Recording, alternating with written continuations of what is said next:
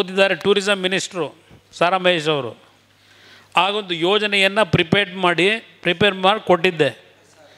ಅವತ್ತು ಪ್ರಸಾದದ ಒಂದು scheme plus tourist ಬರ್ತಾರೆ ಅಂತೇಳಿ ಏನು ಕೊಟ್ಟಿದ್ವು, ಕೇಂದ್ರ ಸರ್ಕಾರದಿಂದ 48 ಕೋಟಿ ಕೊಟ್ಟಿದ್ದಾರೆ ಕೇಂದ್ರ ಸರ್ಕಾರದಿಂದ.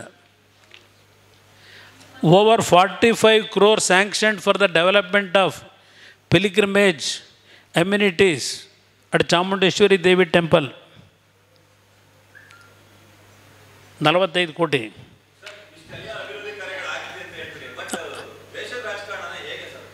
ಅವ್ರು ತಿಳ್ಕೋಬೇಕು.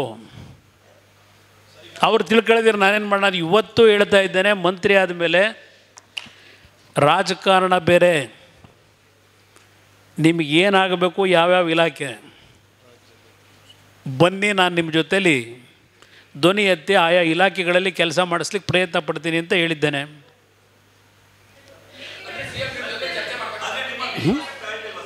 ಯಾರು ಕರ್ನಾಟಕಕ್ಕೆ ಬರಬೇಡಿ ಅಂತಾರೆ, ಇನ್ನು ವಿಶ್ವಾಸಕ್ಕೆ ತಗೊಳ್ಳೋದು ಎಲ್ಲಿಂದ ಬಂತು? ಮಂಡ್ಯಾಗ ಬರಬೇಡಿ ಅಂತಾರೆ, ಮಂಡ್ಯಾಗ ಹೋದ್ರೆ ಅಧಿಕಾರಿಗಳು ಯಾರು ಹೋಗಬೇಡಿ ಅಂತಾರೆ.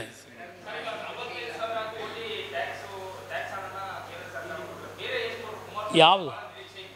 ಒಂದು ನಿಮಿಷ ಇರಿ, ನಾನಿನ್ನೂ ಮಂತ್ರಿಯಾಗಿ ಕೇಂದ್ರ ಸರ್ಕಾರಕ್ಕೆ ಹೋಗಿ 1 ತಿಂಗಳಾಗಿದೆ ಅಷ್ಟೇ. ಇನ್ನೂ 1 ತಿಂಗಳಾಗಿರೋದು ನಾನು ಹೋಗಿ. ಈಗ ಹೇಳಲ್ವಾ 1 ತಿಂಗಳಲ್ಲಿ ಕಾವೇರಿ ಸಮಸ್ಯೆ ಬಗೆಹರಿಸ್ಬಿಡ್ಲಿ ಅಂತ ಹೇಳಲ್ವ? ಈಗ 24 ಗಂಟೆಯಲ್ಲಿ ಬಗೆಹರಿಸಬೇಕು ಅಂತ ಹೇಳಿ ಕೆಲವ್ರು ಹೇಳಲ್ವ ನನಗೆ?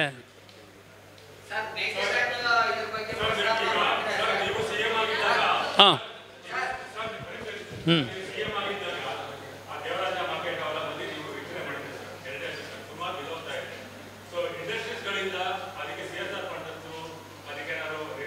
ಈಗ ಅಟ್ಲೀಸ್ಟು ನೀವು ಒಬ್ಬರಾದರೂ ಈಗ ನಾನು ಗಮನ ಸೆಳೆದ್ರಿ.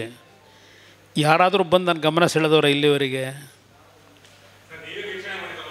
ನಾನು ಬಂದು ಅವತ್ತು ವೀಕ್ಷಣೆ ಮಾಡಿದ್ದು ಬೇರೆ, ವೀಕ್ಷಣೆ ಮಾಡಿದ್ದಕ್ಕೆ ಮನೆಗೆ ಕಳಿಸಿದ್ರು ನನ್ನ, ಇನ್ನೆಲ್ಲಿ ಮಾಡ್ತಾನೋ ಅಂತೇಳಿ. ನೋಡಿ, ಈಗ ಪ್ರಪೋಸಲ್ ಬ್ರದರ್, ಈಗ ನನ್ನ ಪ್ರಾಬ್ಲಮ್ಮು ನಿಮ್ಮ ಅಧಿಕಾರಿಗಳಿಗೆ ನೀವು ಸೂಚನೆ ಕೊಡ್ತಾ ಇದ್ದೀರಿ. ಕುಮಾರಸ್ವಾಮಿ ಏನಾದರೂ ಮೀಟಿಂಗ್ ಕರೆದ್ರೆ ಮೀಟಿಂಗಿಗೆ ಯಾವ ಅಧಿಕಾರಿಗಳು ಹೋಗಬಾರ್ದು ಅಂತ ಸುತ್ತೋಲನೆ ಹೊರಡಿಸಿದ್ದೀರಿ. ನಾನು ಮಾಹಿತಿ ಯಾರ ಹತ್ರ ತಗೊಳ್ಳಿ? ಯಾರು ಬಂದು ಮಾಹಿತಿ ಕೊಟ್ಟಿದ್ದಾರೆ ನನಗೆ?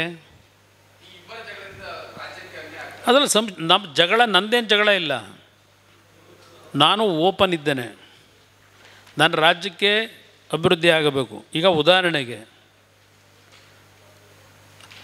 ನಾನು HMT ಫ್ಯಾಕ್ಟ್ರಿಗೆ ಹೋದೆ, ಭೇಟಿ ಕೊಟ್ಟಿದ್ದೇನೆ. ತಪ್ಪು ತಿಳ್ಕೊಬೇಡಿ, HMT ಫ್ಯಾಕ್ಟ್ರಿ ಮಹಾರಾಜರ ಕಾಲದಲ್ಲಿ ವಿಶ್ವೇಶ್ವರಯ್ಯನವರ ಮಾರ್ಗದರ್ಶನದಲ್ಲಿ ಅವಕ್ಕೆಲ್ಲ ಒಂದು ಚಾಲನೆ ಕೊಟ್ಟಿದ್ದು. ಪಕ್ಕದಲ್ಲಿ ಕೂತಿದ್ದಾರೆ ಇಲ್ಲಿ. ಮೈಸೂರು ಅರಸರು ಈ ರಾಜ್ಯಕ್ಕೆ ಕೊಟ್ಟಿರ್ತಕ್ಕಂಥ ಕೊಡುಗೆ ಇದೆಯಲ್ಲ, ನಾವು ಯಾರೂ ಮರೀಲಿಕ್ಕಾಗೋದಿಲ್ಲ. HMT ಫ್ಯಾಕ್ಟ್ರಿ, VISL ಫ್ಯಾಕ್ಟ್ರಿ, VISLಗೆ ಭೇಟಿ ಕೊಟ್ಟಿದ್ದೇನೆ. ಒಂದು ರಾತ್ರಿ ಅದೆಲ್ಲ ಬಗೆಹರಿಸ್ಲಿಕ್ಕಾಗುತ್ತಾ? VISLನ ಕ್ಲೋಸ್ ಮಾಡಿದ್ದಾರೆ. HMT ಫ್ಯಾಕ್ಟ್ರಿ ನಿಮ್ಮೆಲ್ಲರಿಗೂ ಗೊತ್ತಿಲ್ಲ, ಭಾಳ ಜನಕ್ಕೆ. ನಿಮ್ಮ ಗಮನಕ್ಕೆ ತರ್ತಿದ್ದೀನಿ, ನೀವು ಕೇಳ್ತಾ ಇರೋದಕ್ಕೆ. ನಾನು ಎಷ್ಟೆಷ್ಟು ಯೋಚನೆ ಮಾಡ್ತಾಯಿದ್ದೇನೆ ಅನ್ನೋದು ಅರ್ಥ ಮಾಡ್ಕೊಳ್ಳಿ. HMT ಫ್ಯಾಕ್ಟ್ರಿಗೆ ನಾನು ಹೋದೆ. ಇವತ್ತು ಒಂದು ಕಾಲದಲ್ಲಿ 8,000 ಜನಕ್ಕೆ ಉದ್ಯೋಗ ಕೊಟ್ಟಿದ್ದರು. ಪ್ರಾರಂಭ ಆಗಿದ್ದು 1953 HMT ಫ್ಯಾಕ್ಟ್ರಿ. ಮೈಸೂರು ಅರಸರು ಅಲ್ಲಿ ಯಾವೊಂದು ಅರಣ್ಯ ಭೂಮಿ ಅಂತಕ್ಕಂಥದ್ದಿದ್ದು, ಅದನ್ನು 450 ಎಕರೆ ಭೂಮಿಯನ್ನು HMT ಫ್ಯಾಕ್ಟ್ರಿಯನ್ನು ಪ್ರಾರಂಭ ಮಾಡಲಿಕ್ಕೆ ಅಲಾಟ್ ಮಾಡ್ತಾರೆ. ಆ ಕಾರ್ಖಾನೆ ಪ್ರಾರಂಭ ಆದಮೇಲೆ ಸುಮಾರು 64-65 ಪ್ರಾರಂಭ ಆಯಿತು. ಆ ಕಾರ್ಖಾನೆಯಲ್ಲಿ ತಯಾರು ಮಾಡ್ತಕ್ಕಂಥ ವಾಚು ಮತ್ತು ಬೇರಿಂಗ್ಸು ಇಂಟರ್ನ್ಯಾಷನಲ್ ಸ್ಟ್ಯಾಂಡರ್ಡ್ನಲ್ಲಿತ್ತು. ವಾಚ್ ಫ್ಯಾಕ್ಟ್ರಿ ದೇಶದ 90%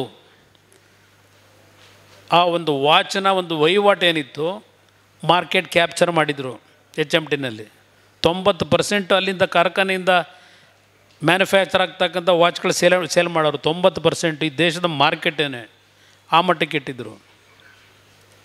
ಆಮೇಲೆ 83-84ರಲ್ಲಿ ಟೈಟಾನ್ ಅವರು ಬಂದರು, ಟಾಟಾ ಅವರು, ಟೈಟಾನ್ ಅವರು. ಇಲ್ಲಿ ಕೆಲಸ ಮಾಡ್ತಾ ಇದ್ದಂಥ 350 ಎಕ್ಸ್ಪರ್ಟ್ ಇಂಜಿನಿಯರ್ಸ್ ಇಲ್ಲಿ ಏನು ದುಡಿಮೆ ಮಾಡಿದರು ಅವ್ರನ್ನೆಲ್ಲ ಅಲ್ಲಿ ಕರ್ಕೊಂಡೋದ್ರು. 350 ಜನ ಒಂದು ನೈಟಲ್ಲಿ. ಆ ಕಾರ್ಖಾನೆ 1970-75ರಲ್ಲಿ 279 ಕೋಟಿ ಪ್ರತಿ ವರ್ಷದ ಆದಾಯ, ಪ್ರಾಫಿಟ್ಟು. ಅವತ್ತಿನ ಕಾಲದಲ್ಲಿ ಪ್ರಾಫಿಟ್ಟು 279 ಕೋಟಿ. ಅವತ್ತಿನ ಪ್ರಾಫಿಟ್ಟಿನ ಇವತ್ತಿನ ಮನಿ ವ್ಯಾಲ್ಯೂಗೆ ಲೆಕ್ಕ ಹಾಕಿದ್ರೆ ವರ್ಷಕ್ಕೆ 27,000 ಕೋಟಿ ಪ್ರಾಫಿಟ್ಟು. ಅಂಥ ಕಾರ್ಖಾನೆ ಇವತ್ತು ಎಲ್ಲಿಗೆ ತಂದಿಟ್ಟಿದ್ದಾರೆ? ಯಾರು ತಂದಿಟ್ಟವರು? ಅದರ ಜೊತೆಗೆ ಆ ಕಾರ್ಖಾನೆಯಲ್ಲಿ ಬಂದಂಥ ಲಾಭಾಂಶದಿಂದ ವರ್ಷಕ್ಕೆ 1 ಕಾರ್ಖಾನೆಗಳನ್ನು ದೇಶದ ಹಲವಾರು ಭಾಗದಲ್ಲಿ ತೆಗಿಬೇಕು ಅಂತ ತೀರ್ಮಾನ ಮಾಡಿ ಹೈದರಾಬಾದ್ನಲ್ಲಿ ಒಂದು ಫ್ಯಾಕ್ಟ್ರಿ ಮಾಡಿದ್ರು, ಕೇರಳದಲ್ಲೊಂದು ಫ್ಯಾಕ್ಟ್ರಿ ಮಾಡಿದ್ರು, ಉತ್ತರಾಖಂಡದಲ್ಲೊಂದು ಫ್ಯಾಕ್ಟ್ರಿ ಮಾಡಿದ್ರು, ಪಿಂಜೋರ ಹರಿಯಾಣದ ಹತ್ರ ಒಂದು ಫ್ಯಾಕ್ಟ್ರಿ ಮಾಡಿದ್ರು. HMT ಟ್ರ್ಯಾಕ್ಟರ್ಸು ಅದು ದೊಡ್ಡ ಮಟ್ಟದಲ್ಲಿ ನಡೀತಾ ಇತ್ತು. ಅಲ್ಲಿ 3,000 ಜನ ಕೆಲಸಗಾರರಿದ್ದರು. ಅಜ್ಮೀರ್ನಲ್ಲೊಂದು ಫ್ಯಾಕ್ಟ್ರಿ ಮಾಡಿದ್ರು. ಇದೆಲ್ಲ ಇವತ್ತು ಬೆಣೆ ಹೊಡೆದಿದ್ದಾರೆ. ನಾನು ಜಸ್ಟ್ ಸುಮ್ಮನೆ ಫ್ಯಾಕ್ಟ್ರಿಗೆ ಹೋಗಿ ಬಂದಿದ್ದಕ್ಕೆ ಶೇರ್ ವ್ಯಾಲ್ಯೂ 45 ರೂಪಾಯಿ ಇದ್ದಿದ್ದು ಇವತ್ತು 92 ರೂಪಾಯಿಗೆ ಹೋಯಿತು, ಬರೀ ಭೇಟಿ ಕೊಟ್ಟು ಬಂದಿದ್ದಕ್ಕೆ. ಇವತ್ತು ನಾನು ಯಾತಕ್ಕೋಸ್ಕರವಾಗಿ ಇದನ್ನು ನಿಮಗೆ ಹೇಳ್ತಾ ಇದ್ದೇನೆ ಅಂದರೆ, ಇವತ್ತು ಒಂದು ಕಾಲದಲ್ಲಿ ಎಲ್ಲ ಪಬ್ಲಿಕ್ ಸೆಕ್ಟರ್ನ ಕ್ಲೋಸ್ ಮಾಡಬೇಕು ಅಂತೇಳಿ ಡಿಸ್ಇನ್ವೆಸ್ಟ್ಮೆಂಟ್ ಅಂತಕ್ಕಂಥದ್ದು ತೀರ್ಮಾನಗಳಾಗೋಗಿದೆ. ಇದಕ್ಕೆ ಯಾವ ರೀತಿ ಲೈಫ್ ಕೊಡಬೇಕು ಅನ್ನೋದನ್ನ ನಾನು ಕಳೆದ 1 ತಿಂಗಳಿಂದ ದಿನಕ್ಕೆ 15 ಮೀಟಿಂಗ್ಗಳು ಮಾಡ್ತಾಯಿದ್ದೇನೆ, ರಿವ್ಯೂ ಮೀಟಿಂಗ್ಗಳು ಡೆಲ್ಲಿಲಿ ಕೂತರು.